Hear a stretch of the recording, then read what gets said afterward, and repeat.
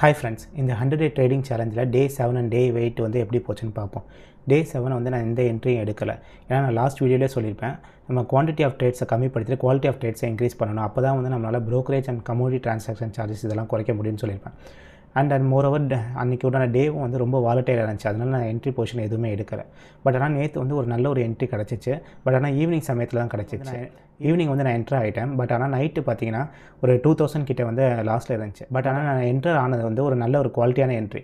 அதனால தான் over the night வந்து அதை ஹோல்ட் பண்ணிவிட்டு நெக்ஸ்ட் டே வந்து ஒரு 1000 ஆர் 1500 ப்ராஃபிட் வந்துச்சுன்னா க்ளோஸ் பண்ணிடலான்னு சொல்லிட்டு நான் வெயிட் பண்ணிட்டேன். பட் ஆனால் இன்றைக்கி நான் ஓப்பன் பண்ணி பார்த்தேன்னா, டு பி ஃப்ராங்க், நான் நினச்சதோட ரொம்ப அதிகமாகவே ப்ராஃபிட் வந்துருந்துச்சு. நான் எக்ஸ்பெக்ட் பண்ணது என்னமோ 1500, பட் ஆனால் வந்து ஒரு 24,000க்கு மேலே வந்து ப்ராஃபிட் வந்துருந்துச்சு. அதனால் இமீடியட்டாக வந்து நான் எக்ஸிட் ஆகிட்டு அந்த ப்ராஃபிட்டை வந்து லாக் பண்ணிட்டேன். கொஞ்சம் வெயிட் பண்ணி எக்ஸிட் ஆகியிருந்தேன்னா நியர்லி 20,000 கிட்டே வந்து நான் ப்ராஃபிட்டை வந்து அச்சீவ் பண்ணியிருப்பேன். இருந்தாலும் வந்து பரவாயில்ல, ஏன்னா இது வந்து ஒரு மோர் தென் எனஃப் நம்ம எக்ஸ்பெக்ட் பண்ணதோடய அதிகமாக தான் வந்திருக்கு.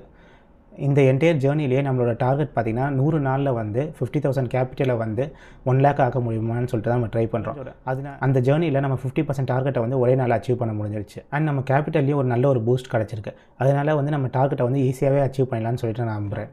இதில் வந்து இந்த அளவுக்கு ஏர்னிங் பொட்டன்ஷியல் இருக்குன்னா அதே அளவுக்கு ரிஸ்க்கும் இருக்குது. ஏன்னா நேற்று நடந்த ஸ்பைக் வந்து ஒரு எதிர்பார்க்காத ஸ்பைக். குளோபலாக வந்து கோல்டில் வந்து எந்த சேஞ்சஸுமே இல்லை. பட் ஆனால் இந்தியன் மார்க்கெட்டில் மட்டும் தான் இந்த ஸ்பைக் இருந்துச்சு. அதுக்கு என்ன ரீசன் பார்த்தீங்கன்னா, இந்தியாவில் வந்து கோல்டோட இம்போர்ட் டியூட்டியோட டேக்ஸை வந்து இன்க்ரீஸ் பண்ணியிருக்காங்க. இதுக்கு முன்னாடி வந்து அது 6% இருந்துச்சு. அதை வந்து இப்போ 15% இன்க்ரீஸ் பண்ணியிருக்காங்க. அதனால தான் இந்த spike. And equity and cash மார்க்கெட்டில் வந்து நம்ம வந்து ஒரு கோல்டு பீஸ் வந்து நம்ம வாங்குறோன்னா ஃபுல் அமௌண்ட் கொடுத்து தான் வாங்குவோம். ஆனால் கமோடிட்டியில் பார்த்தீங்கன்னா கிட்டத்தட்ட 10 times வந்து நமக்கு லிவரேஜ் உண்டு. ஏன்னா நேற்று நான் போட்ட ஆர்டரில் வந்து 33 கோல்டு பெட்டல்ஸ் வந்து பர்ச்சேஸ் பண்ணியிருந்தேன். ஒரு கோல்டு பெட்டலோட காஸ்ட் பார்த்தீங்கன்னா 15,000 அப்ராக்சிமேட்டாக. ஆனால் அதை பர்ச்சேஸ் பண்ணணும்னா நம்மக்கிட்ட வந்து 1500 இருந்தால் போதும்.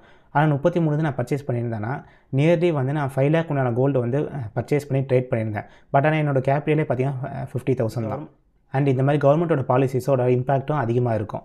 நம்ம சேஃபாக ட்ரேட் பண்ணணும். இந்த ஜேர்னியில் என்னோடய ப்ராக்ரஸை வந்து ரெகுலராக பார்க்குறதுக்கு சேனலை சப்ஸ்கிரைப் ஆர் ஃபாலோ பண்ணிக்கோங்க. தேங்க்ஸ் ஃபார் வாட்சிங்.